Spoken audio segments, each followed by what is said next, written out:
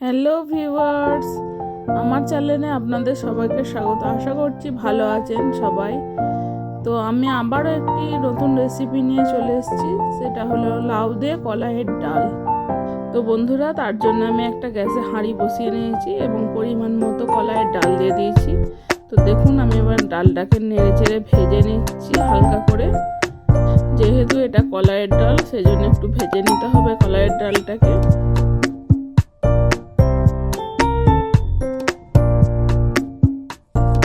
তো দেখুন বন্ধুরা, আমার ভাজা প্রায় হয়েই গেছে ডালটা।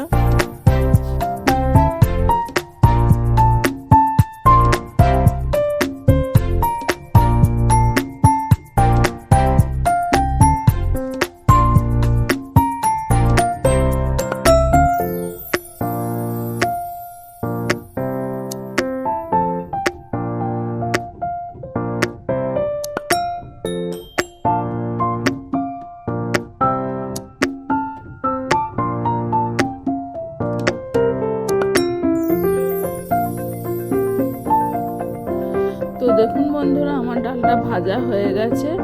এরপর এতে আমি জল দিয়ে ডালটাকে ধুয়ে নেব ভালো করে। তো জল দিয়ে আমি ডালটাকে ভালো করে ধুয়ে নিয়েছি। এরপর আমি যেহেতু প্রেসার কুকারে ডালটি রান্না করব, তাই প্রেসার কুকারে ডালটাকে ধুয়ে নিয়ে বসিয়ে দিয়েছি এবং তাতে তেজপাতা, হলুদ এবং এতে পরিমাণ মতো জল দিয়ে ডালটা সিদ্ধ করে নিতে হবে।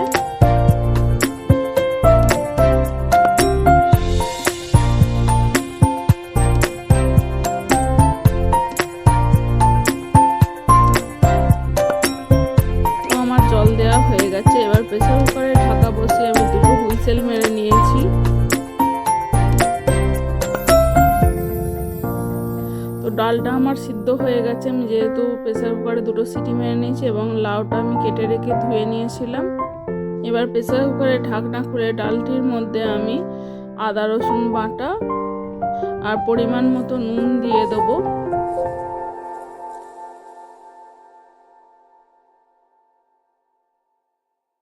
এবার কেটে ধুয়ে রাখা লাউটা আমি প্রেসার কুকারের মধ্যে দিয়ে দিচ্ছি।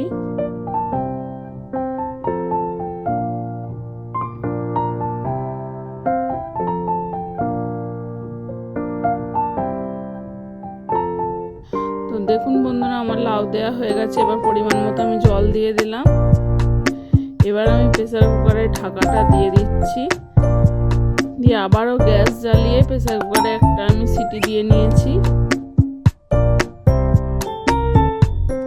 তো আমার সিটি দেওয়া হয়ে গেছে। এবার আমি আবারও গ্যাস জ্বালিয়ে নিচ্ছি ডালটিকে ফোড়ন দেওয়ার জন্য। তার জন্য আমি একটি হাঁড়ি বসিয়ে নিয়েছি গ্যাসে এবং পরিমাণ মতো তেল দিয়ে নিচ্ছি।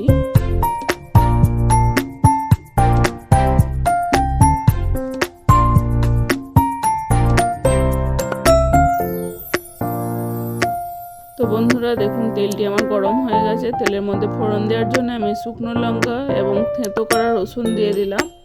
রসুনটা দেখুন বন্ধুরা আমার লাল হয়ে গেছে। এরপর আমি এতে পেঁয়াজ কুচি দিয়ে দেবো।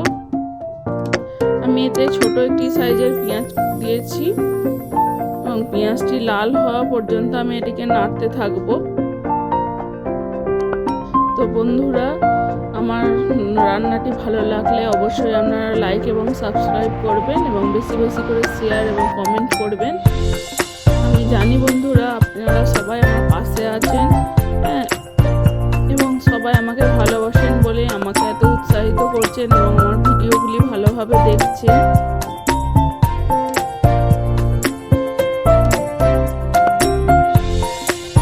তো বন্ধুরা দেখুন, আমার পেঁয়াজটা এবং রসুন সবই লাল হয়ে গেছে। এরপর আমি ডালটিকে দিয়ে দিলাম।